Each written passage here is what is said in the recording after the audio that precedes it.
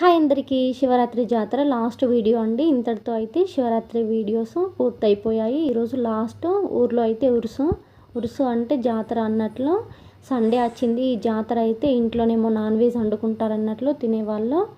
Plus సాయంత్రం అయితే ఈ జాతరలోకి వచ్చి మనకు కావాల్సినవన్నీ తీసుకోవాలి.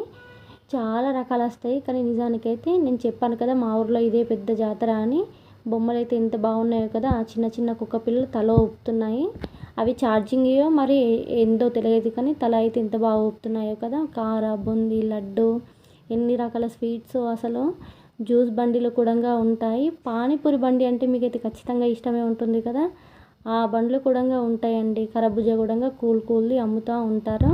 మన ఇంటిని మనకు నచ్చినట్లుగా అలంకరించుకోవడానికి ఎన్ని రకాల ఫ్లవర్స్ వచ్చినాయో, దర్వాజాకి కట్టుకోవడానికి తోరణాలు కూడా వచ్చాయి ఫ్లవర్స్తో. గిట్లా 10 రూపీస్ బండి అంట. జనాలు అందరూ అక్కడే ఉంటారు. 10 రూపీస్ అనగానే నేను కూడా అంతే అండి. 10 రూపీస్ అంటే చీప్ కాబట్టి ఖచ్చితంగా అక్కడికే వెళ్ళి ఏవైనా సరే ఏదో ఒకటైతే కొనుక్కుంటాం ఖచ్చితంగా. పిల్లల బొమ్మలు, ఏబీసీలు అన్నీ అమ్ముతున్నారు కదా. ఇంతకుముందు వీడియోలో రథం తిరిగే రోజు జనాలు ఎట్లా ఉన్నారో మీకు చూపెట్టాను కదా, సేమ్ అదే విధంగా ఉంటారు. మొత్తం ఇట్లా ఉసుకే పోసినా రాలదు అంటారు కదా, అంత ఘోరంగా జనాలు ఉంటారు.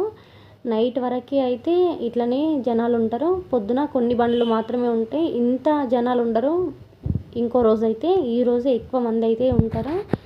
మా పాప అయితే ఇక ఏది చూస్తే అదే కావాలి అంటుంది. ఆమెకైతే బెలూన్స్ అంటే ఇంకా బాగా ఇష్టం కాబట్టి ఖచ్చితంగా బెలూన్స్ అంటది. మస్తు పావులు తీసుకుంది. ఆమె తీసుకున్న టాయ్స్ కూడా నేను వీడియో చేసి అయితే పెట్టాను, చూడని వాళ్ళు ఉంటే చూడండి.